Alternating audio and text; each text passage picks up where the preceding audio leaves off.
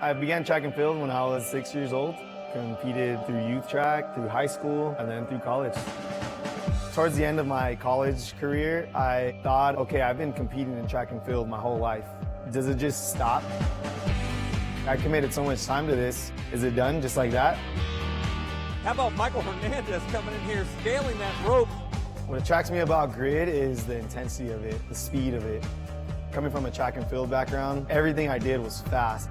It was explosive. It was 10 seconds at a time, all-out effort. It's a good mix of explosiveness and technique. Same as grid. I really love it.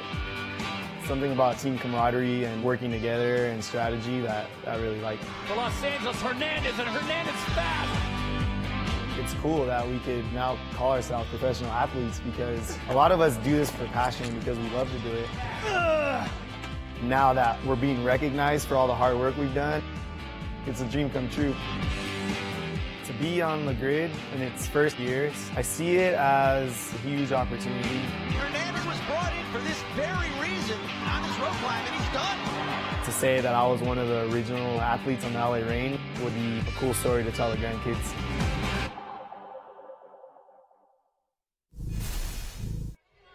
And that's Michael Hernandez. You're looking at a tremendous athlete for the LA Reign. You're going to see him coming up in race 8 doing some of the new triple touches, which is something we're going to talk about now. Kenny, let's talk about race 8, which we call Jack and Jill. Jack and Jill referencing the fact that it's one man and one woman. 6-minute time cap. What's about to happen? Yeah, one man, one woman completing the following 3 elements: 60 chest-to-bar pull-ups, 40 double touches, and 20 triple touches. Now, the double touch is basically a toe-to-bar and a chest-to-bar. The triple touch is a toe-to-bar, chest-to-bar, and then a muscle-up.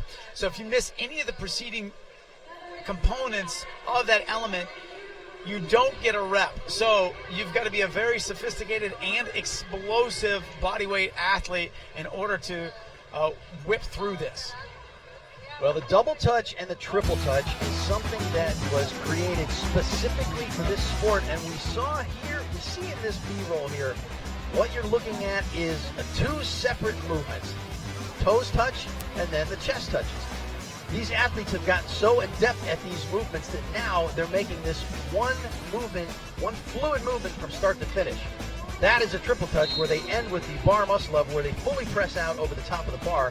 But like I said, what you're going to see today is much, much different than what you're seeing now, because these athletes have created their own way to make these reps happen in a very smooth and artistic way. You could almost say artistic, Kenny, because they've really done some work in creating something special the way they move through those elements. And watch for a personnel change for Phoenix. They're going to substitute Valerie Calhoun in, who last year stunned everybody with her explosivity, especially on movements like these. Valerie Calhoun, you'll see her on the double touches and the triple touches. New element making its debut here today in Jack and Jill.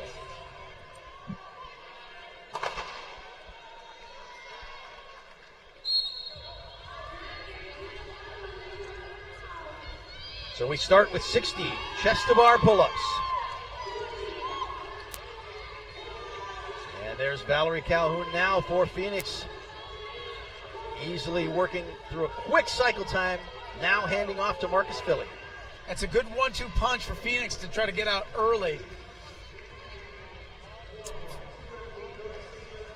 The cycle time here is very important. How fast can you move through these elements to make sure that you can give your team an advantage? You saw Valerie Calhoun with a very fast cycle time, which brought Phoenix up just a little bit.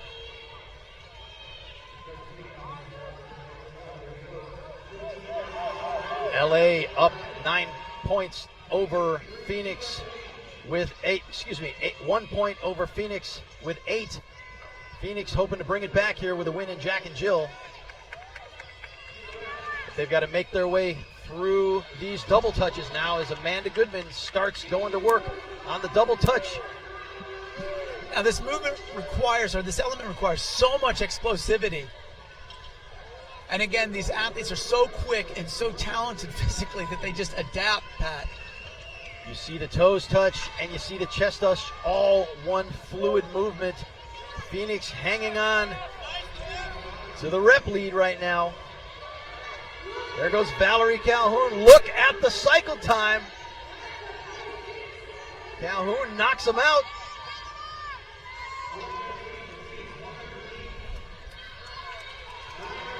No Olsen on the bar for Los Angeles. And Blaine McConnell giving way back over to Amanda Goodman.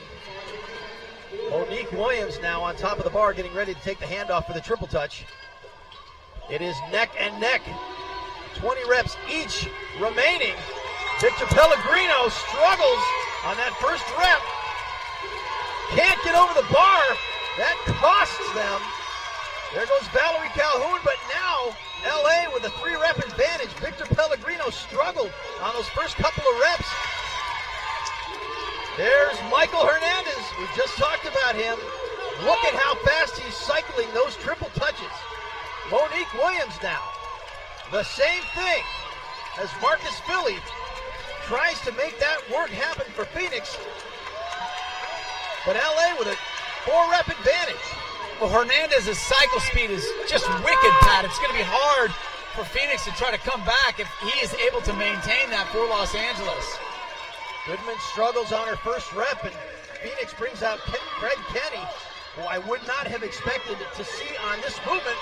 Goodman failing a bar muscle up. And Craig Kenny takes over, but it's going to be too little too late because LA finishing up. 2 reps to go. They're bringing in Valerie Calhoun for Phoenix to try to close the gap. Now Monique fails a rep. Michael Hernandez hits one. It is now a horse race. Calhoun versus Hernandez right now, Pat. Monique trying again.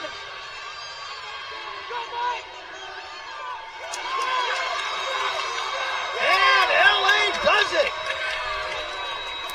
Phoenix nearly comes back. LA 3:33 finishes up well under the 6-minute time cap. But Kenny, we have not seen that kind of rep failure happen in race 8 in any running of the Kona match so far. What do you think happened there? Well, I think what we see in grid in general is in the second half of every match, athletes just naturally start to fatigue no matter how well conditioned they are. There's always little adjustments that you have to make, coaches have to make, athletes have to make, and those are costly. And you start to see in the second half little failures here and there, and this is one of those. Michael Hernandez came out for Los Angeles and, to me, was the difference maker for Jack and Jill. He just got up there and increased that gap. Valerie Calhoun did a great job for Phoenix trying to close that gap, but just couldn't close it in time. And Angel is standing by with Michael Hernandez. Angel. Michael Hernandez, who made those triple touches look easy. Lightning speed, man. You had to step it up there. You guys did to get the win. Yeah, we got the win. I was coming in fresh. This is my first event of the day, so it was all out for me.